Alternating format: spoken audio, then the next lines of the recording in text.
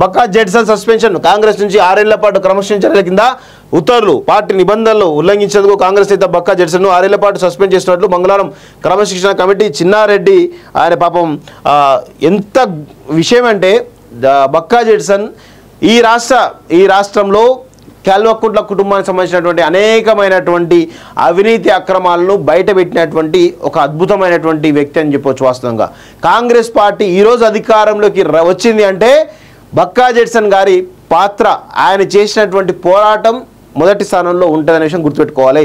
ఆయన పోరాటాల వల్ల, ఆయన చేసినటువంటి బయటపెట్టినటువంటి అవినీతి అక్రమాల వల్ల ఈ కల్వకుంట్ల కుటుంబం పైన అనేక రకాలైనటువంటి ప్రజల్లో ఒక రకమైనటువంటి తీవ్రమైన వ్యతిరేకత రావడం, దాన్ని కాంగ్రెస్ పార్టీ క్యాచ్ చేసుకోవడం జరిగింది.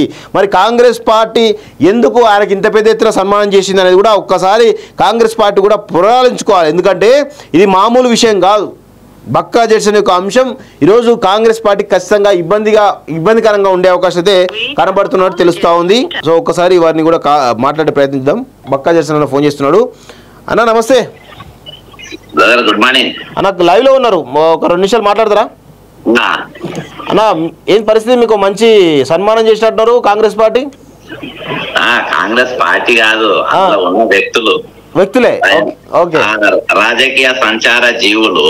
ఓకే, ఏ పార్టీ పచ్చగుంటే ఆ పార్టీలో పోయే సంచార జీవులు ఆయా పార్టీలో తిరుక్కుంటా చివరిగా ఇప్పుడు కాంగ్రెస్ పార్టీలో చేరి ఇందులో నిజంగా ఎప్పంచెలో కాంగ్రెస్ పార్టీ కష్టకాలం ఉన్నప్పుడు సేద్యం చేసిన వాళ్ళను, ఇత్తనాలు ఎత్తిన వాళ్ళను, పచ్చగా చేసిన వాళ్ళను అర్థమైందా వచ్చి దాని మీద ఆ పంట మీద కుప్ప మీద కూర్చొని సేద్యం చేసిన వాళ్ళను చంపుకుంటా పోతుండ్రు.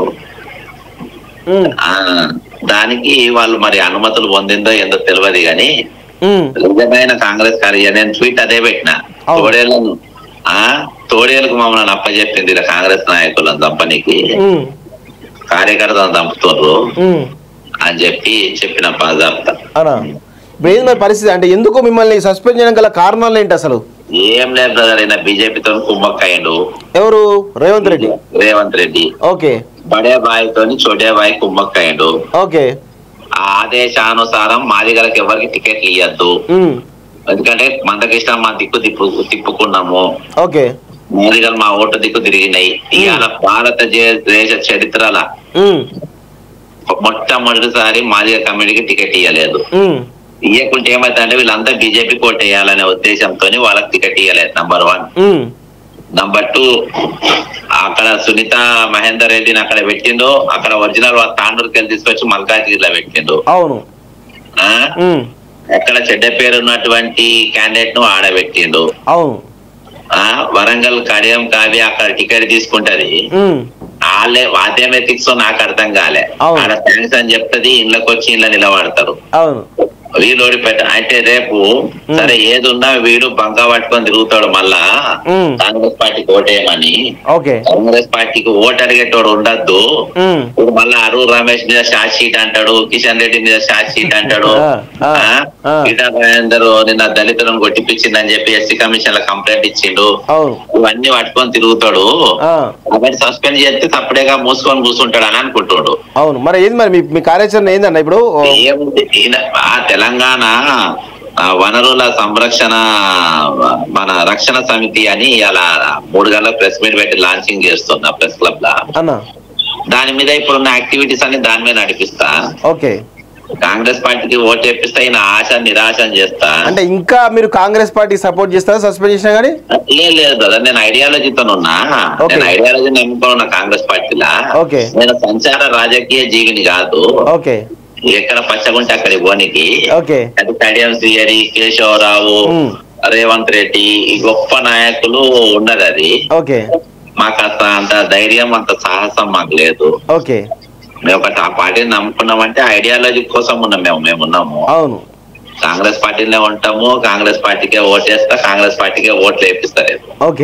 అలా డౌటే లేదు. ఈయన ఏదైతే ఆశ పడుతుందో ఆశ దిక్కు నేను పోనీయా. మాకు క్యారెక్టర్ ఉంది. మా అబ్బాయి క్యారెక్టర్ నేర్పిండ్రు, మా అబ్బాయి క్యారెక్టర్ ప్రకారం ఉంటది. ఇవి అసలు నేర్చుకోలే కదా ఇవి. అట్లా ఓకే ఓకే అన్న, తప్పకుండా 3 గంటలకు ఎక్కడ పడితే ఆడ కంచెల గాడిదలు లెక్క ఐడియాలజీ లేని గాడిదలు ఇల్లు కాబట్టి వీళ్ళు ఎట్లయినా ఉంటారు వీళ్ళు. అంటే మొత్తానికి రేవంత్ రెడ్డి కంచెల గాడితో పోలుస్తున్నారు అయితే మీరు.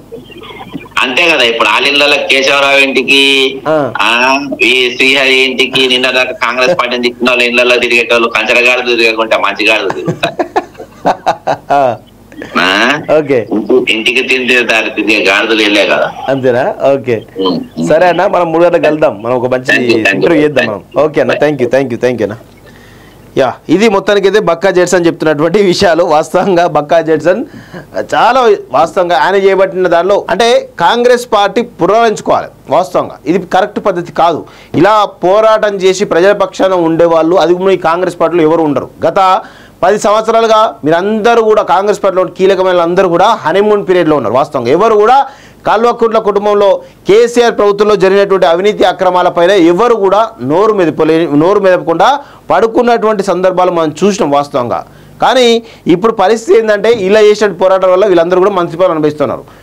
అలాంటి వ్యక్తులు ఈరోజు సస్పెండ్ చేయడం ఏదైతుందో పదవులు ఇచ్చి అలంకరించాల్సింది, వాళ్ళని పదవులు ఇచ్చి గౌరవించాల్సింది. అలాంటి వ్యక్తులు ఈరోజు సస్పెండ్ చేసి ఈరోజు అవమానిస్తూ ఉన్నారా? ఖచ్చితంగా కాంగ్రెస్ పార్టీకి నూకలు దగ్గర పడ్డట్టే కనబడుతూ ఉంది. ఖచ్చితంగా ఆ దిశగా మేము కూడా బక్కా జెట్సన్ గారికి ఖచ్చితంగా అండగా ఉంటాం, వారికి ఖచ్చితంగా అండగా ఉండి తీరుతాం. ఖచ్చితంగా వారు చేసేట పోరాటంలో అడుగులో అడుగై ఖచ్చితంగా ముందు పోతామని చెప్పి కూడా ఈరోజు నేను చెప్తా ఉన్నాను. ఈ ప్రభుత్వ మార్పులో ఆయన పాత్ర చాలా కీలకమైన విషయం కూడా అందరూ గుర్తుపెట్టుకోవాలి. అలాంటి వారికి ఈరోజు సస్పెండ్ చేసి ఈరోజు పెద్ద చేస్తూ ఉన్నారు. సో ఇక్కడ చూడండి, నేను ట్వీట్ కూడా చూస్తూ ఉన్నాం. సో ఆయన 1989 నుంచి పార్టీకి సపోర్ట్గా ఉంటా ఉన్నాడు. అనేకమైన గత 10 సంవత్సరాల కాలంలో కల్వకుంట్ల కుటుంబానికి సంబంధించిన అరాచకాలు అక్రమాలన్నిటి కూడా వెలికి తీసినటువంటి వ్యక్తి బక్కా జెట్సన్. సో ఆయనను కూడా సస్పెండ్ చేయడంతో అసలు ఏం జరుగుతుందో కాంగ్రెస్ పార్టీలో అర్థం కాని పరిస్థితి కనబడతా ఉంది. సో చూద్దాం ఏమవుతుందో నెక్స్ట్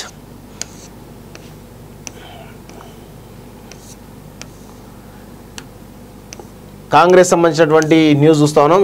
నెక్స్ట్ ఒకసారి ఇంకేమన్నా న్యూస్ చూసి మిగతా పేపర్కి వెళ్ళేటువంటి ప్రయత్నం చేద్దాం.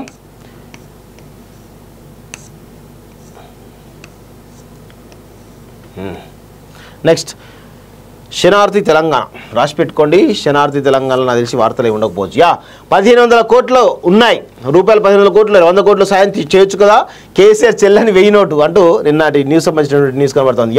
మహామంటల్లో గంజాయి ఘాటు, మైహోంలో గంజాయి మూలాలు, విచ్చల విడిగా గంజాయి విక్రయాలు, సిమెంట్ తయారీలోను గంజాయి. ఇటీవల 5,000 కేజీల గంజాయి మైహోంకు అప్పయింత, అనుమతులు లేకుండా మైహోంకి ఇవ్వడంపై విమర్శలు, మామూలు మత్తులో అధికారులు అంటూ ఒకటి చూస్తున్నాం. బాబా గంజాయి అట, 500 కేజీల గంజాయి మైహోం మామూలు విషయం కాదు ఇది.